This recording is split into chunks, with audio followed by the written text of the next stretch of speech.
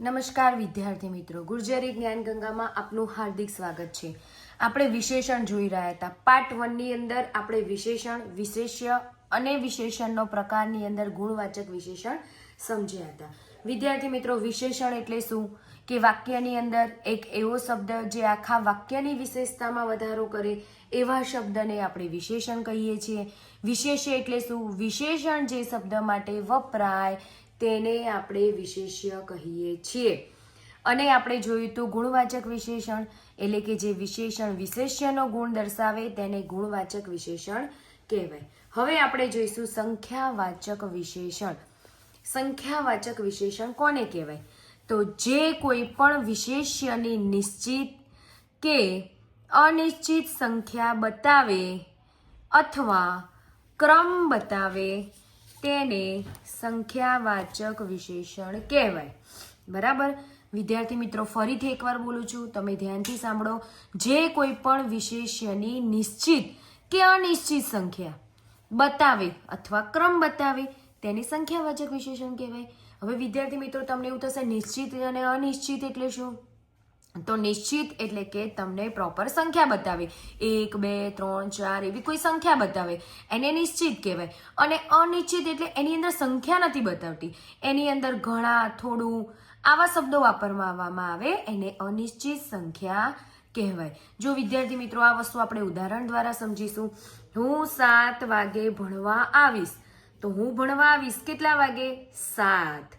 તો અહીંયા 7 શું થશે? વિશેષણ થશે. પણ 7 શું દર્શાવે છે? આપણને સંખ્યા દર્શાવે છે. તો કયા પ્રકારનું વિશેષણ થશે? સંખ્યાવાચક વિશેષણ. એવી જ રીતે બીજું ઉદાહરણ, મારી પાસે 100 રૂપિયા છે. તો મારી પાસે રૂપિયા છે પણ કેટલા છે? 100 રૂપિયા. એટલે અહીંયા રૂપિયાની વિશેષતા બતાવી 100, એટલે 100 શું થશે? વિશેષણ થશે. પણ પ્રકારની વાત કરીએ તો 100 એ શું દર્શાવે છે? આપણને સંખ્યા દર્શાવે છે. એટલે 100 શું થશે અહીંયા? સંખ્યાવાચક વિશેષણ.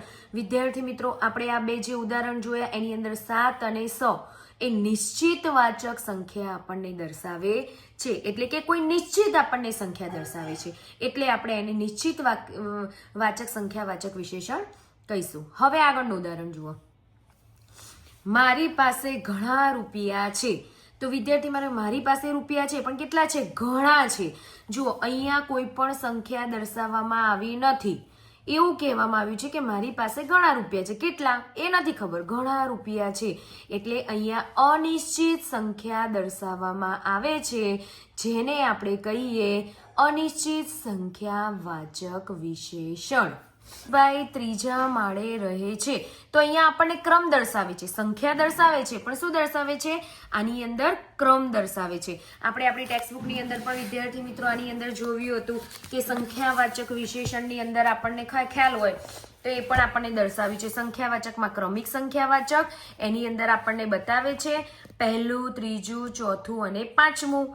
પછી આવે છે માત્રા સૂચક, એની અંદર ખૂબ, તદ્દન, સફળ, તમામ, સર્વ, સાવ, આશરેવાચી, અંદાજે, સુમારે આવા શબ્દો વપરાય ત્યારે આપણે એને સંખ્યાવાચક વિશેષણની અંદર સમાવેશ કરીશું. એટલે અહીંયા આપણું ઉદાહરણ છે કે મહેશભાઈ ત્રીજા માળે રહે છે. તો આ જે ત્રીજો માળ છે, માળનું વિશેષણ બતાવે છે. ત્રીજો વિશેષણ બતાવે છે પણ પ્રકારની વાત કરીએ તો સંખ્યાવાચક ક્રમવાચક વિશેષણ. સંખ્યામાં ક્રમ બતાવે છે. માળ એ કયો બતાવે છે? ત્રીજો માળ બતાવે છે. એટલે અહીંયા આપણને ક્રમ દર્શાવી રહ્યો છે કે 1 2 3 જે ક્રમ દર્શાવે એ અહીંયા આપણને ક્રમ બતાવે છે, જે પણ સંખ્યાવાચક વિશેષણની અંદર આવે. હવે એવું બીજું ઉદાહરણ જોઈએ. સોહમ ગાયન સ્પર્ધામાં પ્રથમ નંબરે આવશે. તો અહીંયા પણ આપણને પ્રથમ નંબરે આવશે. તો નંબરે આવશે પણ કેવા નંબરે આવશે? પ્રથમ નંબરે આવશે. તો અહીંયા પ્રથમ શું થશે? વિશેષણ થશે. પણ કેવા પ્રકારનું વિશેષણ થશે? સંખ્યાવાચક વિશેષણ, જેની અંદર આપણને ક્રમ બતાવવામાં આવેલો છે. વિદ્યાર્થી મિત્રો, તમને સંખ્યાવાચક વિશેષણનો ખ્યાલ આવી ગયો હશે. ફરીથી એકવાર કહું છું, સંખ્યાવાચક વિશેષણની અંદર જેમાં નિશ્ચિત કે અનિશ્ચિત સંખ્યા અથવા ક્રમ દર્શાવે તેવા વિશેષણને આપણે સંખ્યાવાચક વિશેષણ કહીશું. હવે આગળનો પ્રકાર જોઈશું વિદ્યાર્થી મિત્રો. હવે આવશે સાર્વનામિક વિશેષણ. સાર્વનામિક વિશેષણ હવે વિદ્યાર્થી મિત્રો આપણને સાર્વનામિક વિશેષણ સમજ્યા પહેલા સર્વનામ એટલે શું એ ખબર હોવી જોઈએ. જો સર્વનામ એટલે શું ખબર હશે તો જ આપણે સાર્વનામિક વિશેષણનો વધારે ખ્યાલ આવી શકશે. તો પહેલા આપણે બેઝિક માહિતી લઈશું કે નામના બદલે જે શબ્દ વપરાય તેને સર્વનામ કહેવાય. ભાઈ નામના બદલે જે શબ્દ વપરાય તેને સર્વનામ કહેવાય. એટલે શું નામના બદલે વપરાય એટલે કે વાક્યની અંદર આપણે નામ આવતું હોય એની જગ્યાએ આપણે નામ એકવાર ઉચ્ચાર લઈએ એની જગ્યાએ આપણે નામની જગ્યાએ બીજા તેને તે જેવા શબ્દો વાપરીએ એને આપણે સર્વનામ કહીશું. વિદ્યાર્થી મિત્રો આપણે હવે એને ઉદાહરણ દ્વારા સમજીશું. અહીંયા છે સચિન સારો ક્રિકેટર છે. તો અહીંયા થયું પહેલું જ વાક્ય આપણું સચિન સારો ક્રિકેટર છે. હવે વિદ્યાર્થી મિત્રો હું એમ કહું સચિન સૌથી વધારે રન કર્યા. સચિન ભારતીય ક્રિકેટર છે તો વારે ઘડી હું સચિન શબ્દ વાપરું તો એ શું થશે ગુજરાતીમાં અશુદ્ધ વાક્ય રચના થશે. તો તમે વારે ઘડી નામ વાપરી અને તમે જો વાક્ય બનાવશો તે અશુદ્ધ વાક્ય રચનાનું વાક્ય કહેવાશે. તો હવે આપણે શું કરવાનું નામ તો એકવાર વાપરવાનું પછી એકવાર નામ વાપર્યા પછી નામના સ્થાને જે શબ્દ આપણે વાપરીએ છીએ એને કહેવાશે સર્વનામ. જુઓ એક્ઝામ્પલ સચિન સારો ક્રિકેટર છે તેને સૌથી વધારે રન કર્યા. તો અહીંયા તેને એટલે કે સચિનના નામની જગ્યાએ આપણે કયો શબ્દ વાપર્યો અહીંયા તેને એ શબ્દ વાપર્યો એને શું કહીશું અહીંયા આપણે સર્વનામ કહીશું કે સચિન સારો ક્રિકેટર છે તેને સૌથી વધારે રન કર્યા. આઈ હોપ વિદ્યાર્થી મિત્રો સર્વનામ એટલે શું એ તમને ખ્યાલ આવી ગયો હશે. હવે આપણે જઈશું સાર્વનામિક વિશેષણ. હવે તમને ફટાફટ જલ્દીથી ખ્યાલ આવી જશે. જ્યારે વાક્યમાં આ સર્વનામ છે જે વિશેષણનું કામ કરે તો તેને સાર્વનામિક વિશેષણ કહેવાય. એટલે કે વાક્યની અંદર જે સર્વનામનું કામ કરે છે તેવા પ્રકારનો શબ્દ તેવા પ્રકારના વિશેષણનું કામ કરે તેને સાર્વનામિક વિશેષણ કહેવાય છે. વિશેષ્યની ચોકસાઈ સર્વનામ દ્વારા સૂચવાય છે. જેવું કે આવું, જે તે, કયું, જેવું, તેવું, શું, તેવું, કઈ, કશું, કેવું, પેલા વગેરે શબ્દોને આપણે સાર્વનામિક વિશેષણ કહીશું. ફરીથી આવું, જે તે, કયું, જેવું, તેવું, શું, પેલું, તે, તેવું, કઈ, કશું, કેવું, પેલા વગેરે.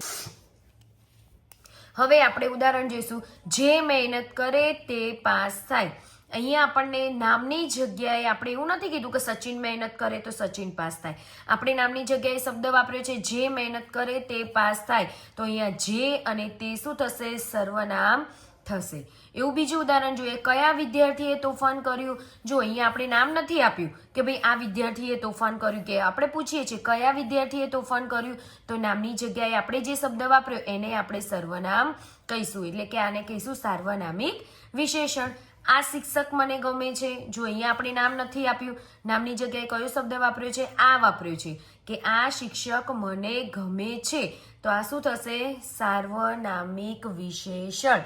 એટલે કે સર્વનામ એટલે કે નામને બદલે જે શબ્દ વપરાય તેને સર્વનામ કહે છે. અને જ્યારે વાક્યમાં આ સર્વનામ છે જે વિશેષણનું કામ કરે તો તેને આપણે સાર્વનામિક વિશેષણ કહીશું. વિદ્યાર્થી મિત્રો આ વિડીયોની અંદર આટલું આપણે પ્રકાર શીખ્યા. હવે આગળ નવા પ્રકાર જોવા અને આવા વિડીયો જોવા માટે મારી ચેનલ ગુર્જરી જ્ઞાન ગંગાને લાઇક, શેર અને સબસ્ક્રાઇબ કરો. આગળના વિડીયોમાં મળીએ.